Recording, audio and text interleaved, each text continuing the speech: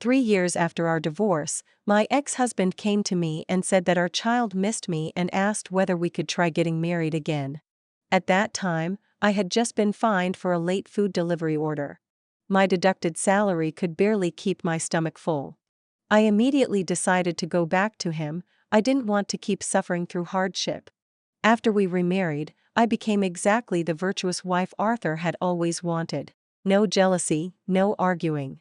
When he brought women home, I even helped clean the house afterward. I also no longer disciplined our son like before. I let him do whatever he wanted, however he wanted. Clearly, I had become the version of me everyone preferred.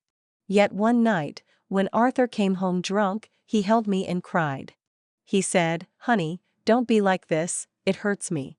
Our son choked up too. "Mom, I was wrong. Please don't treat me like this." Chapter 1. Arthur found me right after I got lost on the road. The food delivery was overdue and the system ruled that I had to pay compensation. It was already the countless time I had been fined in the 3 months I'd worked as a delivery rider. When he appeared in front of me, I had been on the verge of tears. I looked up and saw him watching me. Those cold eyes showed not a trace of warmth. I wiped my face, pretending nothing was wrong. "What are you doing here?" Arthur sighed. "I need to talk to you about something." "What is it?" "Our son misses you. My parents also keep saying that the original couple is still the best option. So I want to ask, would you consider remarrying me?" 3 years ago, when I caught him possibly cheating, I moved out without a second thought. After getting the divorce certificate, this was our first time seeing each other again. Looking at the same confident, outstanding, strikingly handsome man before me, in my pathetic state, I hesitated only for a second before nodding. For no other reason, I only had 431 yuan left in my bank account. I couldn't pay next month's rent. Maybe because I agreed too quickly, Arthur seemed surprised. He stared at me for a moment and asked, "Then let's get the certificate tomorrow. For now, come home with me." "Oh, do you need to pack anything?" I shook my head. Everything in my rental place was cheap stuff I bought online. Moving it into the Song family villa would only make people laugh at me. I got straight into the car and closed my eyes. My feelings were a mess. Honestly, I never thought Arthur Song would look back. From the moment I met him in high school and fell for him like crazy, to our families arranging our marriage in college, I had always been the one clinging tightly while he was indifferent. Arthur didn't exactly dislike me, but he never really liked me either. Yet the daily closeness inflated my confidence. After 5 years of marriage, when I discovered he was being ambiguous with his female secretary, I rushed over immediately. I grabbed his clothes, pulled his hair, smashed things in his office and forced him to fire the secretary. Arthur simply restrained my hands coldly to stop me from going crazy. Then he said, "Camellia, look at yourself. Do you think you're acting like a woman?" "I didn't look for another woman. I would never do that. But you, acting like this, are unfit to be the daughter-in-law of the Song family. It's my fault for spoiling you all these years. Go home and think carefully about whether you even want this marriage. If you want it, learn to behave. If you don't, then we'll get a divorce." I was truly reckless then. His rational advice sounded like mockery to me. Impulsively, I dragged him with me to file for divorce the very next day. Those 3 years, I paid a painful price. From a pampered princess who never lifted a finger to a worn-down corporate grunt struggling to survive. I'm honestly slow-witted, with a bad temper, and I never last long in any job. Over time, I sank deep into credit card debt, almost unable to survive. Thankfully, Arthur offered me an olive branch in time. Otherwise, I might have ended up sleeping under a bridge or walking down a crooked path. After 30 minutes of driving, we finally arrived home. Arthur handled work the whole way. We didn't speak a single word. As soon as we got out of the car, a woman came toward us, one whose face I recognized instantly. She was the trigger behind our divorce. Arthur's secretary, Jennifer. Back then, it was her schemes and manipulations that drove me mad. 3 years later, she looked even more mature and alluring. She appeared wealthier than me too. Chapter 2. Jennifer clearly didn't know that Arthur had asked me to remarry him. She flashed a look of surprise when she saw me. but she hid it well. The next second, she took Arthur's coat. "Sir, Alan has already been picked up. I also asked the housekeeper to prepare dinner. Would you like to take a shower first or eat first?" Anyone who didn't know better would think she was Arthur's wife. Arthur didn't look at her. He turned his head toward me. "Camelia, do you want to eat first or take a shower first?" I honestly didn't understand why he insisted on having Jennifer at the house. Maybe he wanted to test whether I had changed. Maybe he simply didn't care about my feelings at all. I kept my gaze steady, calm. "Either is fine. I'll go with whatever you say. Then take a shower first. You're covered in sweat." I went straight into the bedroom. My bottle of women's shower gel was surprisingly still there, just expired. After throwing all the old stuff into the trash, I used Arthur's shampoo to wash my hair. While I was rinsing off the foam, he walked in. I instinctively wanted to cover my chest, but then realized how unnecessary and overly dramatic that was. So I finished showering and got dressed under Arthur's gaze. He picked up the hairdryer as if planning to dry my hair for me. I hesitated for a moment. Arthur awkwardly rubbed his nose. "Before, you always wanted me to blow-dry it, didn't you?" There was a faint expectation in his eyes. Right, before the divorce, I had been incredibly spoiled. I relied on Arthur for everything. Sometimes he agreed, sometimes he didn't, but he always made me beg him one way or another. But times have changed.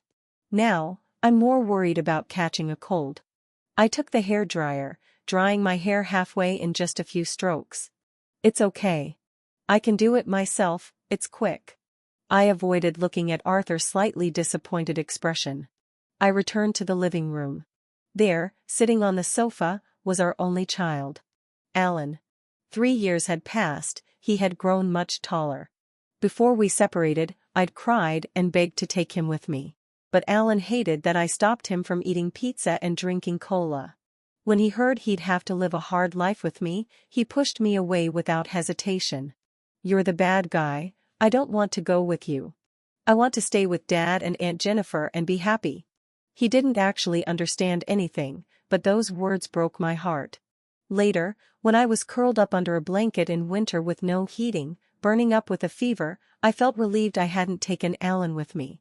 If I had dragged him into a life of sleeping wherever we could, I would have hated myself forever. Before I even reached the dining table, Alan suddenly stood up. Emotion surged across his face, his lips trembling.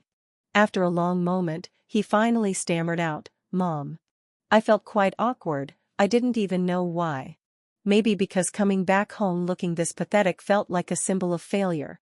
As if announcing to everyone, "Look, I'm garbage. Without Arthur, I can't live a decent life." I forced a smile at my son. Sit. If you're hungry, don't be shy." The table was full of extravagant dishes, braised pork, abalone ribs, ginseng chicken. In the corner, a big bottle of cola stood prominently. Jennifer sat to the side. Noticing the tension rising, she quickly took Alan's cup. "Alan, you must be hungry. Eat first. Here, this is cola, you love it. Auntie bought it especially for you." Alan immediately pushed the cola away. "I don't want it. Mom doesn't let me drink it." Chapter 3. My head buzzed instantly. Cold sweat broke out across my back. Not because of anything else, but because I was terrified that if something went wrong, Arthur would kick me out again and I'd be thrown back into that miserable life. Alan's grandfather had hereditary diabetes, so ever since Alan was young, I'd been afraid he might inherit it. I controlled all high-calorie foods as much as I could. Sometimes Arthur's parents spoiled him and I would confront them head-on, opposing them fiercely. So from childhood to now, Alan had always resented me for meddling in everything. Within our social circle, I had become known as a fierce, overbearing wife. People gossiped about me constantly. After the divorce, I learned that I had been switched at birth and Alan wouldn't have diabetes at all. Controlling him now didn't really make sense anymore. I put the cup back in front of him. "It's fine. If you want to drink it, then drink it. Mommy won't say anything." Then I forced a polite smile at Jennifer. "Sorry, Miss Jennifer. I didn't mean to contradict you." Arthur's expression darkened instantly. He looked at me. Why are you apologizing to an employee? Then he turned to Jennifer. Secretary Jennifer, if you have nothing else to do, you can go home now. I want to have a family reunion dinner with just the three of us. He was actually asking her to leave. Jennifer froze, stunned for a long moment before reluctantly walking out. When she left, her scrutinizing gaze felt like it could pierce through my skin. I felt prickles all over my body and began to regret agreeing to remarry so rashly. Without my family backing me anymore, there was no way Arthur would ever love me. Then what would life be like from now on? The more I thought about it, the more my palms began to sweat. Arthur reached over and touched my hand, surprised. What's wrong? Are you too warm? He immediately asked the housekeeper to lower the air conditioning. His attitude was caring, attentive even. I couldn't think of anything to say in response. My mind went blank. I couldn't even respond when my son tried talking to me. I muddled through dinner absent-mindedly, then hurried into the bedroom. Arthur still had work to handle. I curled up inside the bathroom, trying to think of a plan. I truly had no real earning ability. In the first month after our divorce, I got scammed, lost the last 300,000 yuan I had. Back then, I naively thought I could be a streamer or internet celebrity. I spent money bit by bit, only to end up becoming a joke. When I was nearly out of money for food, I reluctantly went back to my foster parents' house. As soon as I walked in, I saw a woman sitting on the sofa while my parents hugged her and cried. After questioning them repeatedly, I learned the truth: I wasn't their biological child. My real parents had long passed away. In one night, I became an orphan with no real family. My foster parents weren't very kind to begin with, especially my foster father, who was furious I had divorced Arthur. He sneered at me, saying, "Camellia, you were probably born to be poor. Even if someone gives you wealth, you can't hold on to it." He was right. I couldn't hold on to it. If I hadn't acted out, if I had obediently stayed as the wealthy Mrs. Song, even when the real daughter came home, I still would have had 500,000 yuan of allowance every month and a husband everyone admired on the surface. But now, what was I supposed to do? Should I leave? Go back to working myself to death? I genuinely couldn't figure it out. I sat on the toilet for more than an hour. Until someone pushed open the door, interrupting my thoughts. Chapter 4. It was Arthur, asking me when I wanted to go register our marriage certificate. He had changed into loungewear, he must have showered too. He carried the same jasmine scent as I did. I murmured, "Anything is fine. I'll listen to you." For some reason, that made him laugh. Arthur bent down, his large hand brushing against my cheek. "Camellia, you're so obedient now. Did you suffer a lot outside?" I nodded. I suffered. "Then listen to me from now on, don't make trouble and let the three of us live a good life together, okay?" I'll behave." He reached out and picked me up, walking toward the big bed. His slow and steady steps were exactly like when we got married. Except back then, I was proud and confident, and now, I was cautious and timid. I let Arthur kiss me and touch me, not daring to let even a moan slip from my throat. He kept going all night. My eyes filled with tears, yet he still didn't stop. Arthur's lips pressed against my neck. "I missed you, Camellia. Let's never separate again, okay?" He was more tender and passionate than ever before, enough to make someone drown in the feeling. I bit my lip hard and didn't respond. When I finally drifted off into sleep, someone pulled me tightly into his arms and something slid onto my ring finger, a ring. Arthur stared at me quietly. "Camellia, as long as you know how to behave, that's enough. Don't be afraid. No one will bully you again." The next morning, before dawn, my biological clock forced me awake. Looking at the man still sleeping deeply beside me, I quietly got up and went to the kitchen. The housekeeper was making porridge and thought I needed something. I stood there blankly for a while before realizing I was no longer the broke woman who had to wake up at dawn every day to work multiple part-time jobs. But I couldn't fall back asleep, so I sat in the living room. Before long, Alan woke up. His expression still carried a hint of grievance. When he saw me, his eyes lit up and he threw himself into my arms. "Mom, Why are you up so early? Are you taking me to school? My hand stiffened midair. No, I just couldn't sleep. Then Mom, can you go meet my teacher today? Alan blinked up at me. I hesitated. Didn't you dislike me going to your school? You said my emotional intelligence was too low and your teachers didn't like me. Did something happen at school? How about I contact Aunt Jennifer and have her go check on you later? Alan stared at me in disbelief.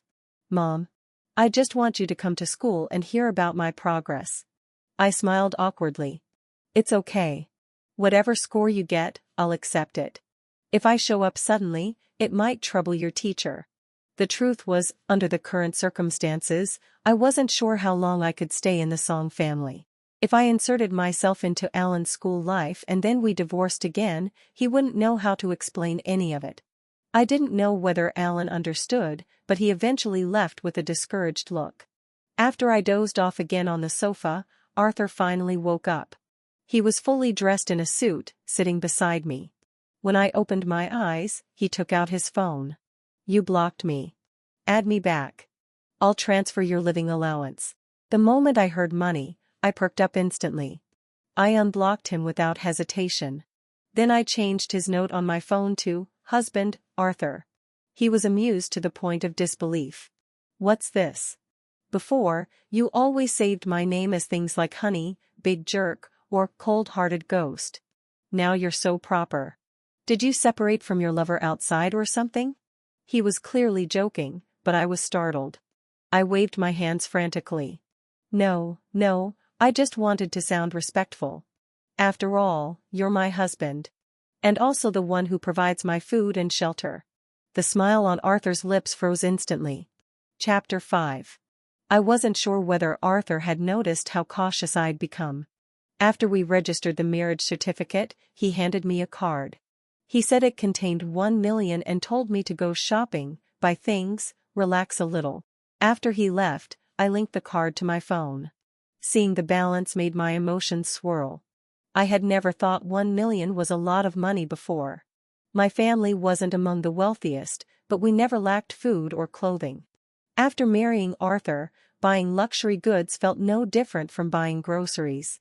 That was why I couldn't tell the difference between people with resources and people without, and why I had the nerve to walk away empty-handed during the divorce.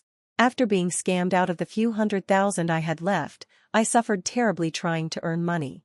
I worked as a secretary, but after refusing unspoken rules, my boss retaliated. I tried sales, but a client harassed me. I slapped him and got fired.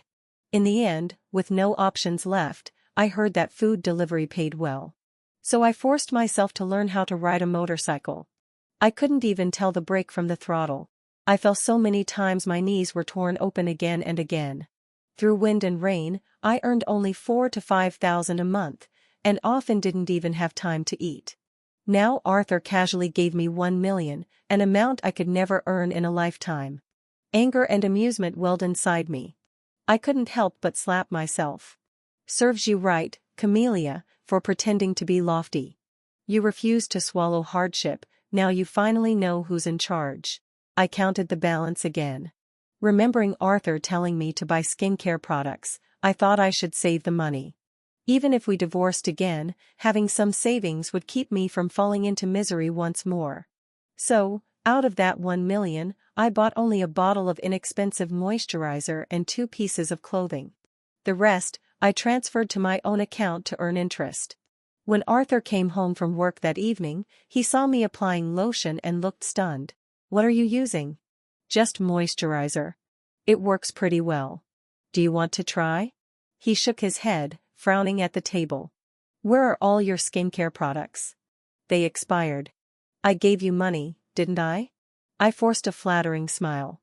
I was born naturally beautiful. Anything works on me. Last night, I had been too exhausted and fell asleep early. I didn't see Arthur sitting at the bedside watching me for half the night, his heart aching like it was being pricked by needles. Even after 3 years of divorce, Arthur still remembered how when we first got married, Camellia's skincare products filled the entire vanity. Foundation, lotions, lip masks, serums, everything had its purpose. Whenever Arthur wanted to kiss her, Camelia would turn away. With a spoiled look, she'd say, "Wait, I haven't finished my skincare. What if I get old faster?" Her dewy eyes gleamed with cunning mischief, like a lively little fox. What had made her stop caring about her appearance? Was it because he hadn't given her enough money? For the first time in his life, Arthur researched something unrelated to his business. He checked the card and saw that all the money had been transferred away. He silently looked at the sleeping Camelia for a long while, said nothing, and then transferred another 2 million into the account. When I woke up the next morning, something felt off. It took me half a day to realize our son hadn't come home last night. I went to ask Arthur. He was working in the study and said, "Alan attends a boarding school. He only comes home on weekends." I was shocked. "He's only 9 years old. You let him live at school?" "Yeah. It's a school specifically designed to train future successors. All children from elite families, those meant to inherit, are sent there early." Arthur didn't think anything of it. "I grew up the same way. I don't think there's anything wrong with Alan boarding at school." Only then did I understand, his indifferent distant personality had been raised into him. I remembered how loud and lively I used to be in high school, always joking and playing around with classmates. Sometimes I'd accidentally bump into Arthur. He would just look at me calmly without saying a word. I had many admirers back then and loved taking on challenges. Arthur was the toughest goal of all. I chased him relentlessly, from high school to college, and in the end, I still got what I wanted. But it was a passive victory, not an active one. After marrying Arthur, I felt happy every single day.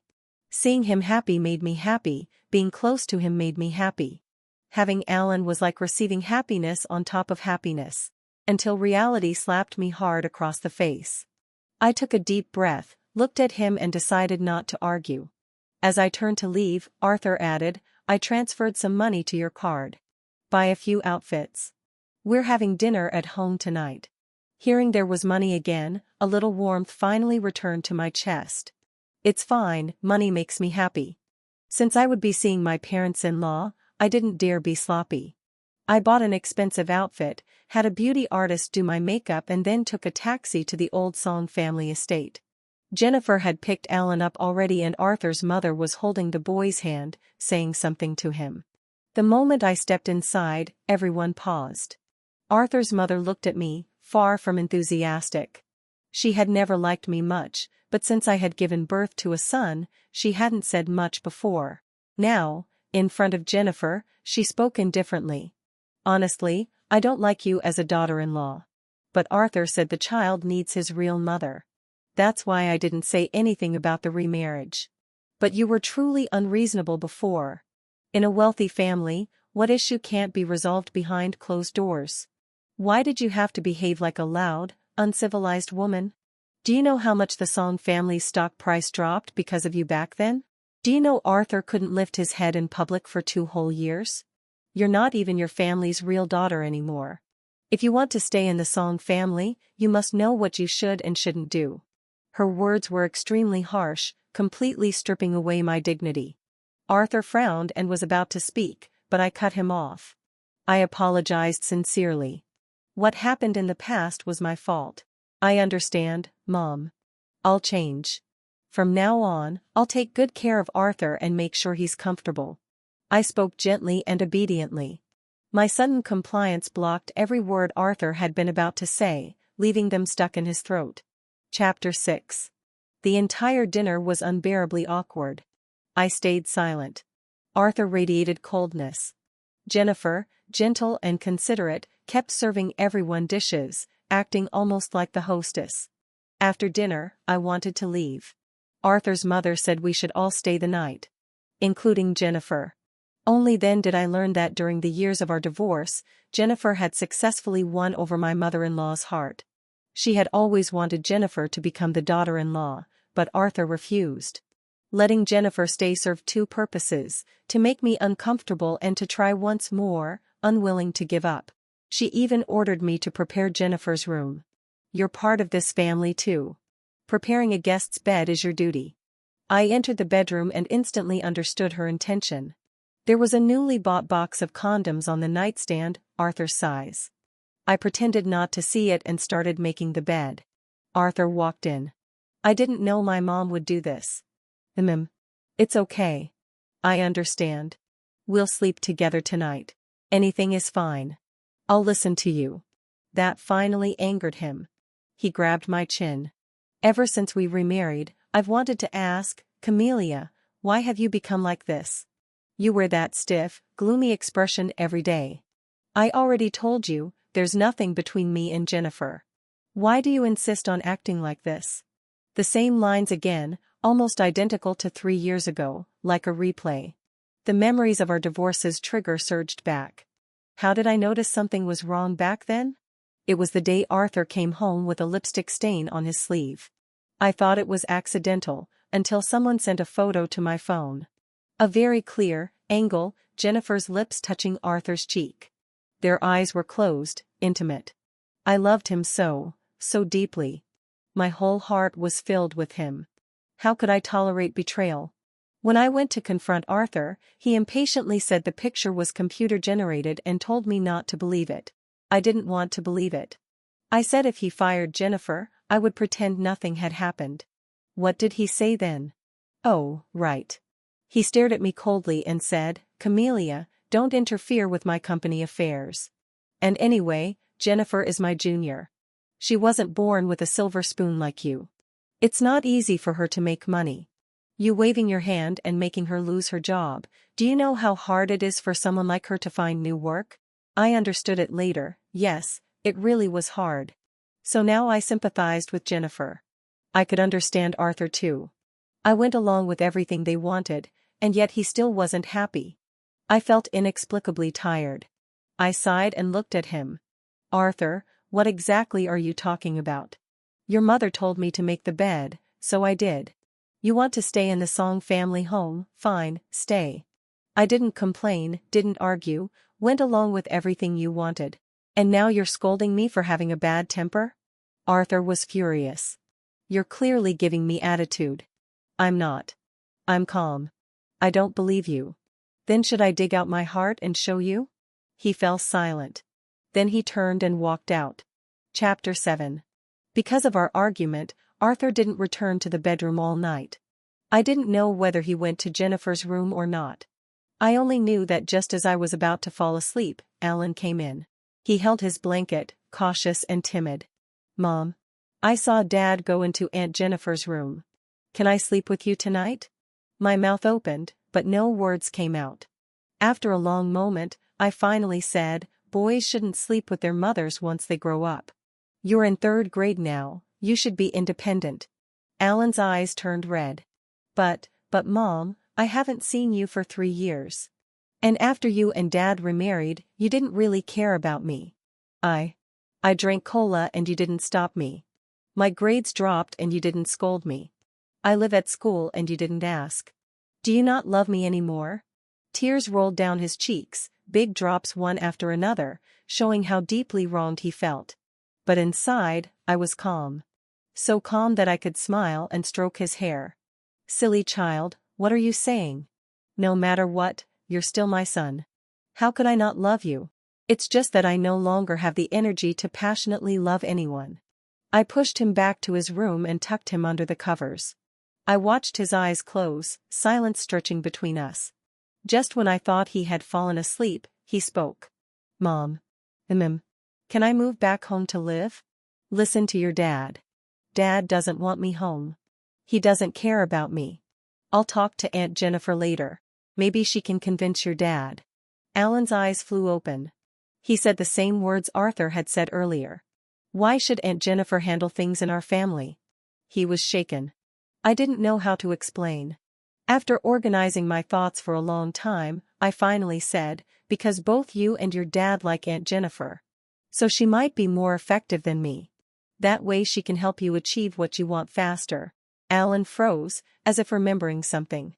His eyes, so similar to mine, filled with tears again.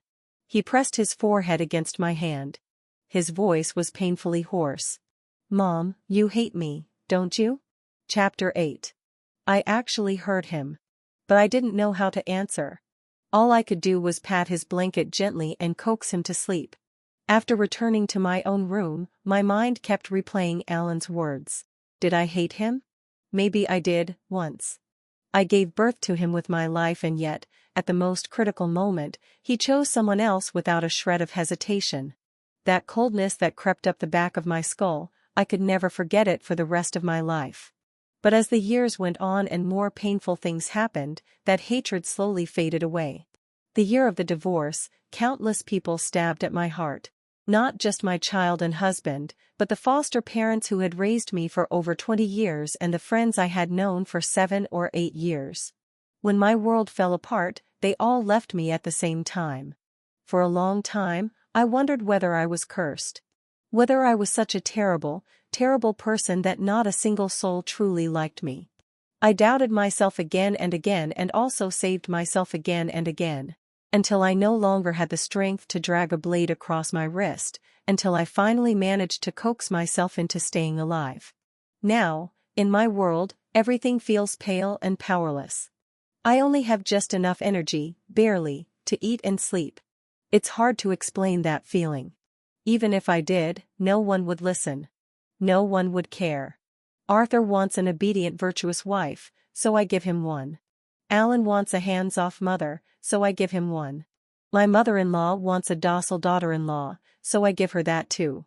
I've cooperated with everyone's performance as much as I can. I really don't understand why they're still unhappy.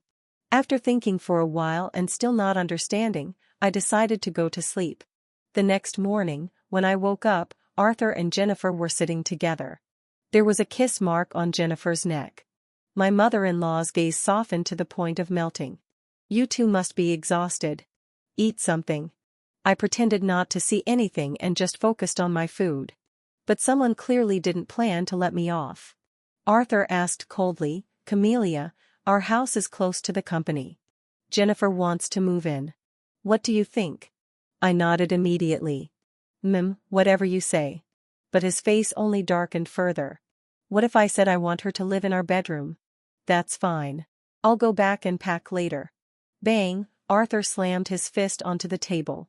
Camellia. His voice was full of anger. The air froze.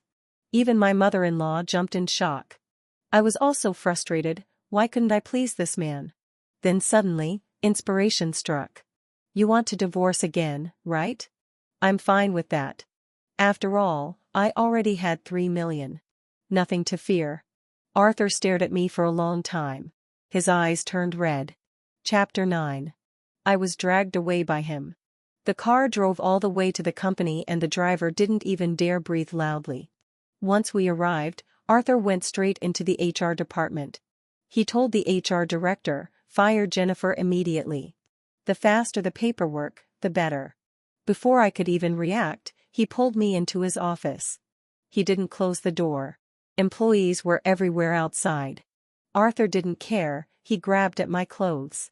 Camellia, what do I have to do to make you happy? I obediently lifted my chin as he pulled off my coat. A male programmer happened to walk by and sucked in a sharp breath. The sound snapped Arthur back to his senses. He walked to the door and kicked it shut with a loud bang. Then he returned and continued pulling at my dress. Ever since we remarried, I felt something was off. Yes, we're intimate, and yes, you listen to everything I say. But you barely smile. And when you do, it's fake. Our son clearly complained to you about things at school and your brows didn't even furrow. You, who used to worry about him the most, when he scraped his knee as a kid, you'd hold him and cry nonstop. And me, back then, whenever there was a woman near me, you would lose your mind. You used to get jealous, yell at me, hit me, cry and cling to me saying I was yours. Camellia, that's who you were. How did you become like this? Arthur's whole body trembled. His voice choked. And meanwhile, all I could think was, so firing Jennifer is this easy? My mouth opened, then closed. In the end, I still said it. You shouldn't fire Jennifer. She's your junior. She wasn't born with a silver spoon like I was. It's not easy for her to make money. Arthur froze. When he lifted his head again, the corners of his eyes were wet.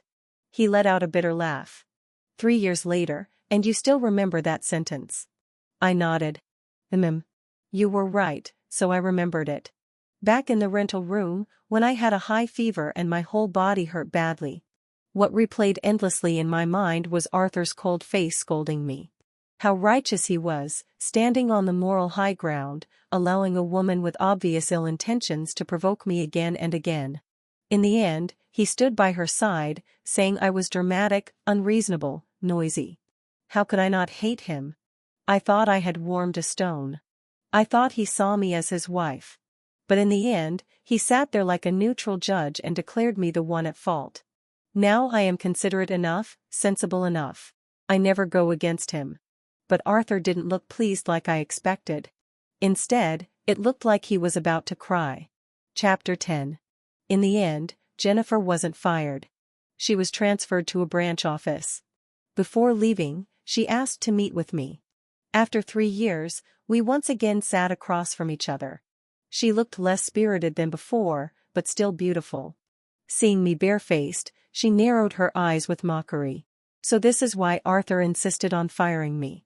Turns out someone finally got smart and used the pity me strategy. Don't think that looking pitiful and making a man feel sorry for you means you've won. Arthur is rich. If he leaves me, there will still be plenty of women throwing themselves at him. You're always such a failure. Back then, your husband and son both sided with me. And now that you've remarried into the Song family, I can still come and go freely. She still didn't know she hadn't been fired because I asked Arthur not to. I didn't have the energy for petty rivalry. I just looked at her calmly. If you're that confident, then why, after 3 years of my absence, have you still not managed to live in this house? Jennifer's expression shifted. Because Arthur isn't stupid. He sees right through your schemes. Your tricks aren't even that clever. You deliberately left lipstick marks on his sleeve.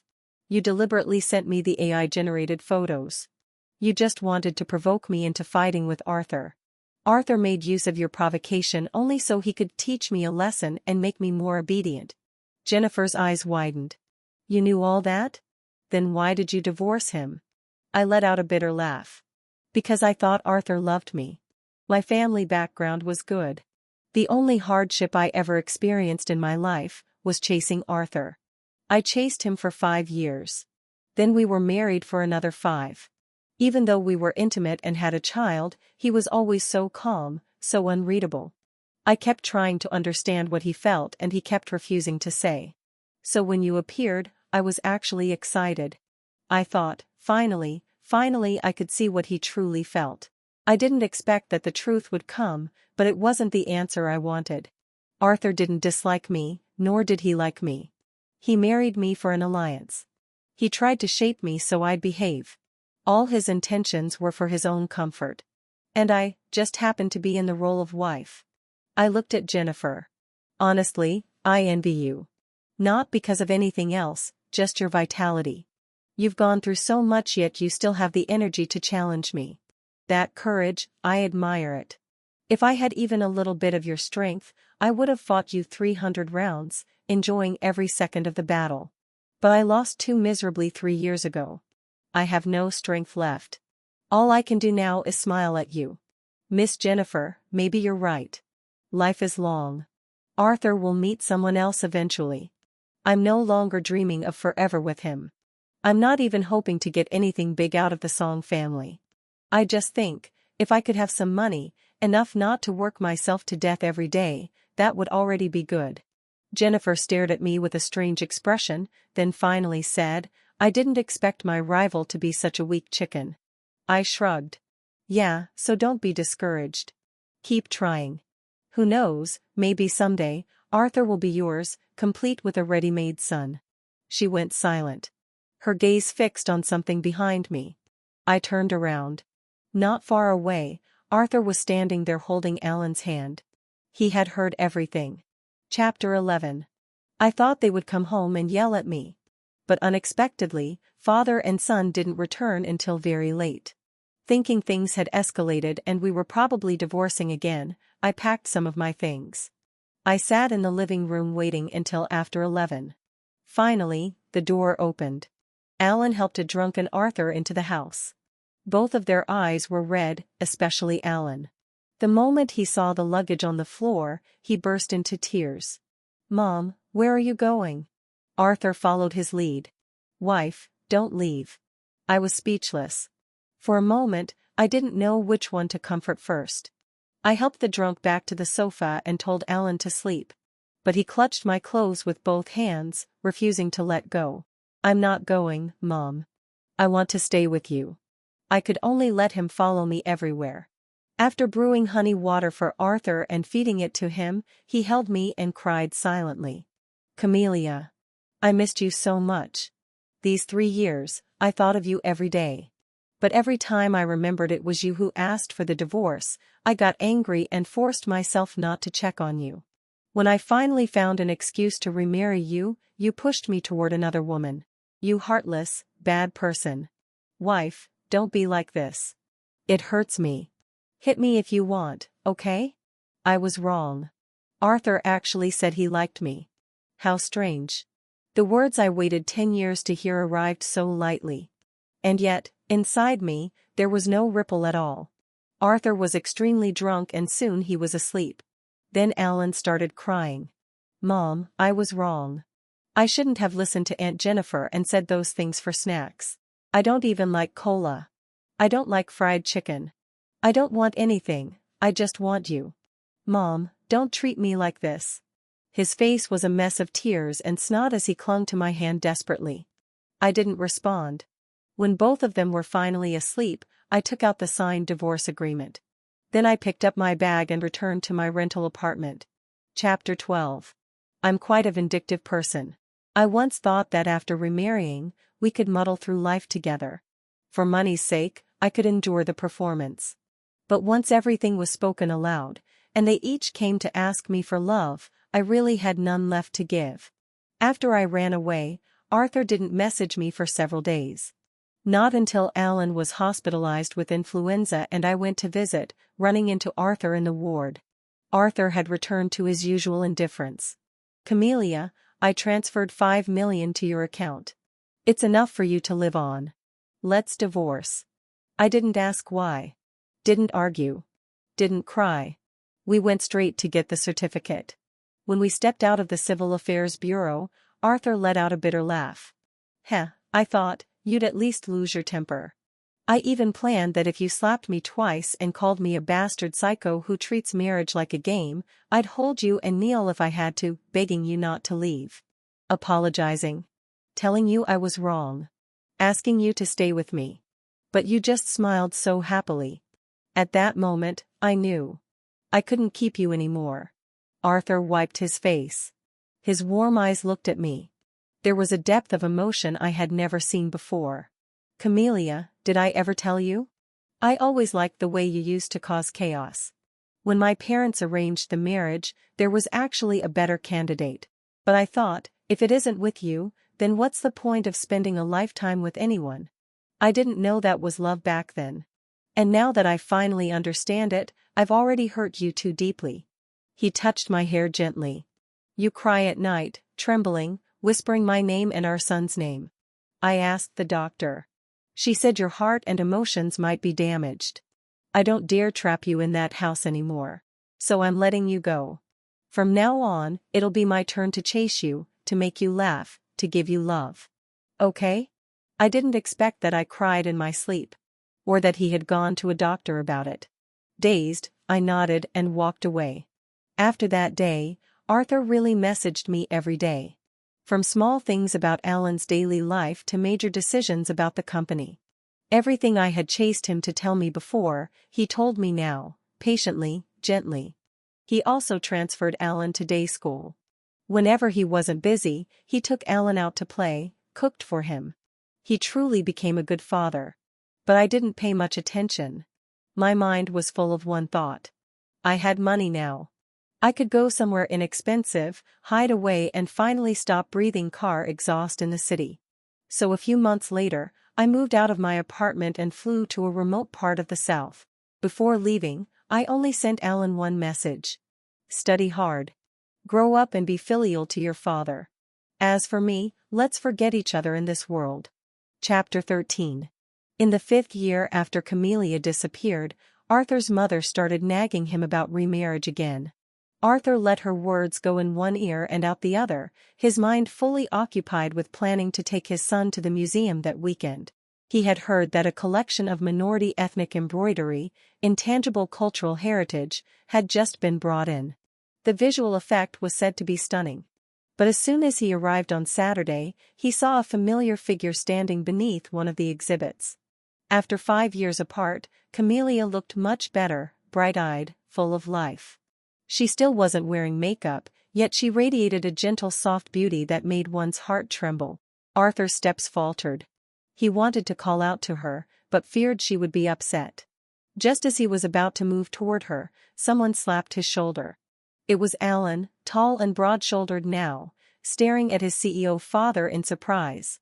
"Dad, what's wrong?" Following Arthur's gaze, Alan froze as well. His eyes reddened. "Dad, is that Mom?" Arthur nodded. She looks so beautiful." "Is she cured?" "Probably. She's been in therapy and recovery for a long time." "Then let's go talk to her." "All right." Just as the two were about to step forward, someone beat them to it. A man holding a 3-year-old girl ran excitedly toward Camellia. "Hey wife, your daughter and I are here. We missed you so much." The man planted a loud kiss on Camelia's cheek. Camelia's face turned red. "Can you calm down? There are so many people here." Angelo didn't care. "My wife is amazing. Why should I keep a low profile? I want the whole world to know you're my woman." All right, President Fu," she teased lightly. "Let's go inside, okay? This is your collaborative project, you should at least keep an eye on things." "Got it, I'll listen to my wife." With his arm around her waist, Camellia was just about to enter the exhibition hall. She happened to turn her head and saw 2 stunned figures not far away staring directly at her. Arthur and Alan straightened their posture instinctively, thinking she would greet them. But Camellia only gave a slight nod, as if they were strangers. Then she took the little girl into her arms and walked into the exhibition hall. The song father and son stood frozen for a long time before remembering to chase after her. But when they entered the hall, they discovered that a VIP room was hosting distinguished guests, entry by appointment only. Arthur felt utterly defeated, despair filling his eyes. He never imagined Camellia would marry someone else. Even less that she would have a child. Inside the room, I had been sitting for a while, but my mind was still on Alan. Angelo noticed I was distracted and leaned closer. "What's wrong?" "I just saw my ex-husband and my son." "Do you want to talk to them?" "We still have 5 hours before we're supposed to leave." "No need. There's nothing necessary to say. Even if we meet, we'll separate again. Better not to see them at all. After all, they had lived just fine these past years without me." I stopped thinking about it and focused fully on my daughter. Her adorable little face rubbed against my neck as she called out mommy again and again, so cute it melted my heart. I couldn't help but smile. Love is too rare to waste. This sweet little girl who finally came into my life, I would devote myself to loving her.